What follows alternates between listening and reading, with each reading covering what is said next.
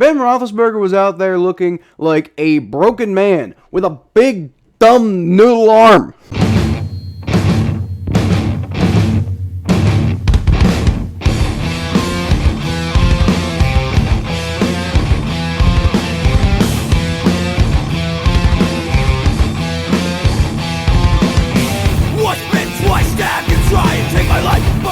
Welcome to the jungle, Bengals fans. I'm Kyle Phelps, and boy am I excited about this one. In Week 12, the Cincinnati Bengals absolutely dominated. They demolished the Pittsburgh Steelers, 41-10.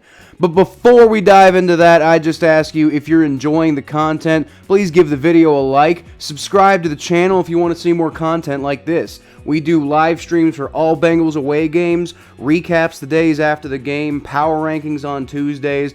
I put up my favorite clips from the Battle of Ohio podcast on Wednesdays and Saturdays, and we always do our game previews with Welcome to the Jungle's excellent correspondents, like the ones you've already met, Elick the Raiders fan and Dan the Steelers fan. We put those up a couple of days before the upcoming game. Actually, you might enjoy those videos that we already put up after the fact, so go check those out when you're done with this one. And if you're feeling frisky, leave a comment down below and tell me how you felt about this game. Whether you're a Bengals fan or a fan of another team, or you're rooting against the Bengals and you're super upset and I get to drink your sweet tears flowing down your face. Or if you're a Bengals fan and you were just rooting for the Bengals and you enjoyed it, and we can have a good time together. Why not? And as always, I'll feature the best comments from this video on my next recap video. So, the Bengals hosted the Pittsburgh Steelers this week, and they absolutely blew them out of the water by a final score of 41-10.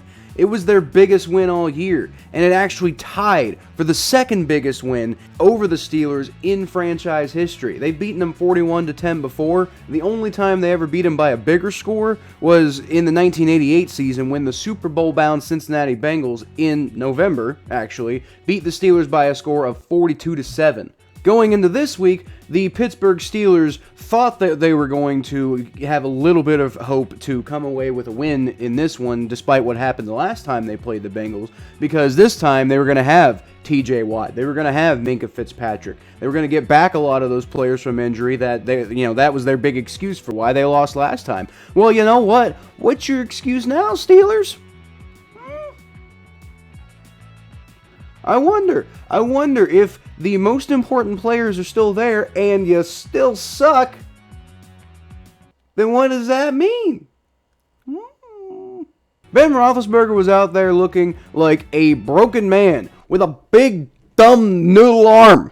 Even the deep passes that he did complete looked like they just barely got to their target. Like, he had the ball here and he was just like, yeah.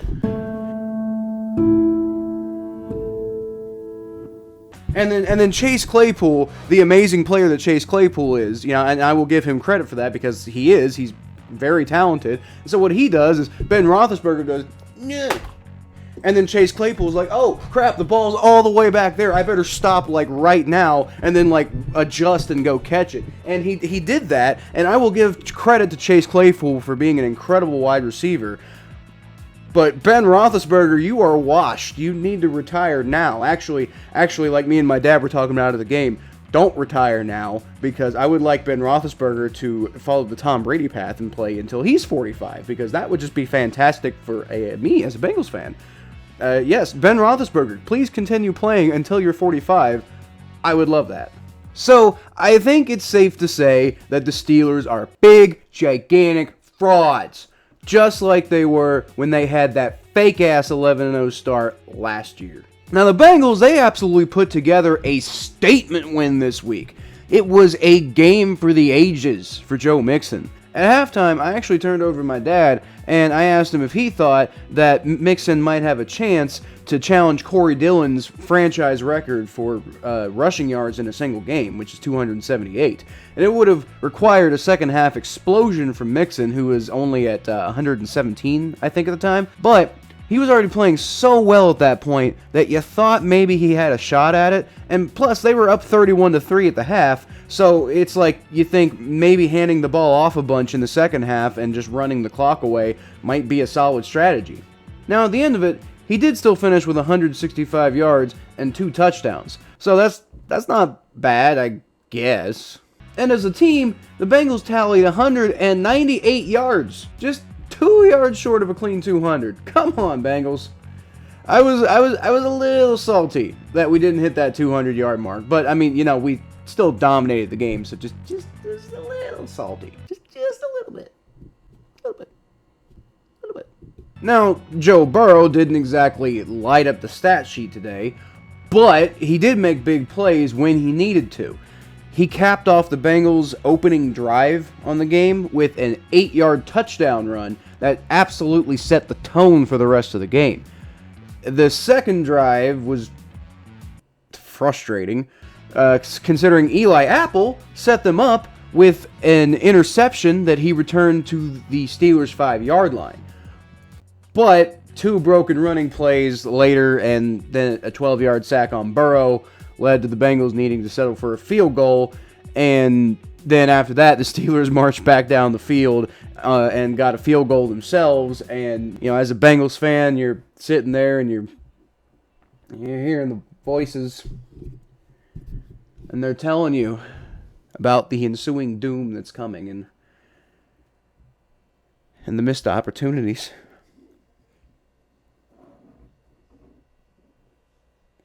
It's not going to happen again, is it? But that 10-3 scoreline turned out to be the closest the score would be for the entire rest of the game. Burrow came out slinging on the next drive. He handed it off to Joe Mixon on the first play and then completed 5 straight passes for 69 yards and a touchdown pass to T. Higgins. His final stats don't exactly jump off the page, but he did complete 20 of his 24 passing attempts for 190 yards, a touchdown, and 1 fluky interception. That won't exactly give a gigantic boost to his numbers at the end of the season or like any Pro Bowl bids or anything like that, but it is remarkable levels of efficiency, and it is a really good strategy for trying to win a football game. Speaking of which, shout out to Ben Roethlisberger, who only completed 58% of his passes on the day and threw 2 interceptions. Like I said, he looks cooked. Now, I call the 1 interception that he had fluky because it came with less than a minute to go in the second quarter. Yes, it was entirely a bad throw and a bad decision by him. I'm not trying to sit here and say that it wasn't a very poor thing by Joe Burrow and he doesn't need to work on that going forward. I'm not saying that interception wasn't his fault or anything. It was completely his fault. It was a bad throw. It was a bad play. It was bad everything.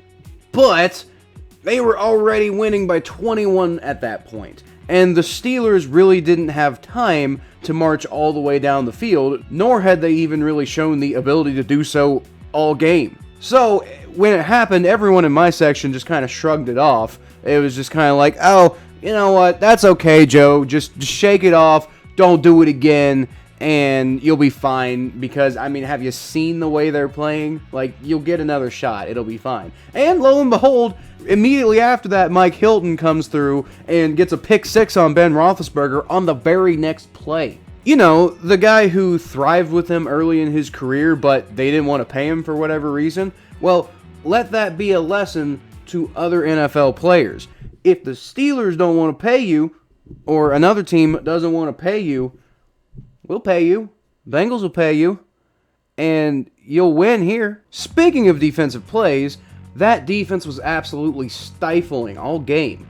They only allowed the Steelers 3 points the entire first half. That came on a long 10-play drive on the Steelers' second drive of the game. Yes, the Steelers did put points on the board on that drive, but the Bengals defense made it clear that they weren't going to give them anything easy if they gave anything to them at all. On the flip side, the Bengals offense looked unstoppable on their first drive, so when the defense held the Steelers to a field goal, you felt like that was pretty much good enough. It was basically a complete slaughter after that point. The Steelers did finally find the end zone again with 3 minutes left to go in the game. You know, after the score was already 41-3 3. But I think we can safely call that garbage time. You know, garbage time for a garbage team. It was actually kind of unfortunate from the perspective of those of us in the stands, because we wanted to see the Bengals keep the score line cleanly in the single-digit range. Alas, that wasn't meant to be. We only won 41-10. I mean, what's even the point of watching football anymore after that? Also, at the end of the game, in probably the pettiest lack of gamesmanship I've ever seen in my life, Mike Tomlin decides to burn timeouts, save clock aggressively, and risk the health of his starters in what is essentially a completely lost game. You know, the score was 41-10 at that point with less than 2 minutes remaining in the game. You're not putting Mason Rudolph out there to try to preserve a clearly limited Ben Roethlisberger's health, or whatever's left of it. He did sub Najee Harris out for Benny Snell, but none of the offensive linemen? I don't know. It was like the strangest thing I've ever seen. It felt like he was punishing his players for the bad performance that they had by making them go out there and risk their health for essentially meaningless minutes. I mean, either that or he was just like, you know, super duper salty balls about mean old Tyler Boyd accusing the Steelers of quitting last time. Which, by the way, they definitely did again this week. But then again, I guess that's just the kind of class that I've come to expect from Mike Tomlin to this point. All in all, this game proved a few key points. One, the Cincinnati Bengals are a very good football team. Their now 7-4 record doesn't really represent the level of dominance they've really been playing with for most of this year. You had weird events like those 3 fluky interceptions against the Bears, the 11-point choke job against the Jets in the fourth quarter, and Evan McPherson's missed field goals against the Packers that are a big part of why this team is sitting at 4 losses right now, when they really could be at 9-2 or better. 2, the Pittsburgh Steelers are a very bad football team. How on earth this team has 5 wins is just completely beyond me. The Zebras just basically handed them that win over the Bears. The Geno Smith choked away that game when they played against the Seahawks, and the Browns were so injured in Week 8 that 15 points was enough to beat them. But over the last 3 games, they're 0-2-1. Which, that feels much more like what you'd expect them to be, based on the way that they've been playing all season.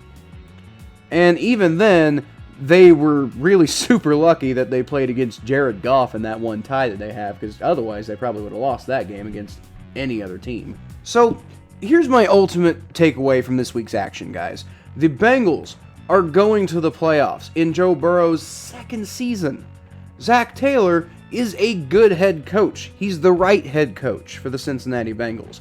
The Steelers still suck, have sucked for a while, and will continue to suck for a while until they admit that they need to do a hard reset. Then it's going to take a few years for them to rebuild their team like it does for all teams, and I'm sure they'll get back eventually.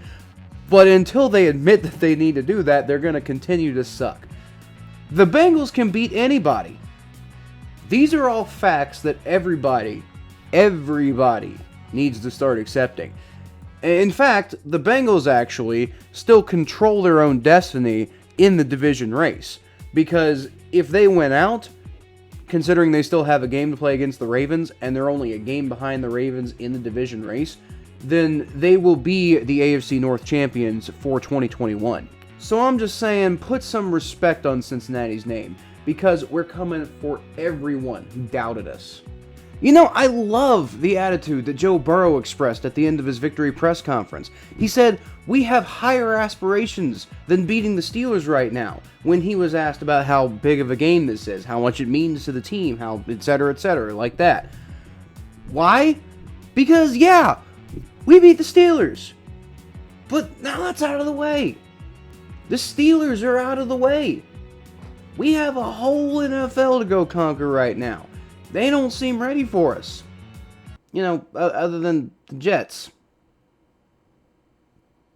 But anyway, that's going to do it for me this week, guys. Thank you so much for watching. And a big, giant thank you to the Cincinnati Bengals for setting me up with one hell of an amazing week of content that we got coming up for you. It's going to be good, trust me.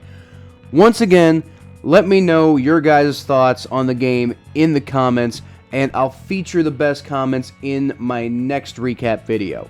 You can always catch more of what I do at Kyle Phelps 92 on Twitter, Facebook.com/ThePhelps, my Bengals coverage at ATBNetwork.com/Cincinnati Bengals, the Battle of Ohio podcast, which is available on Spotify, Apple Podcasts, and YouTube, and here if you subscribe. So tonight, I'll leave y'all from the bottom of my heart with an emphatic hooray!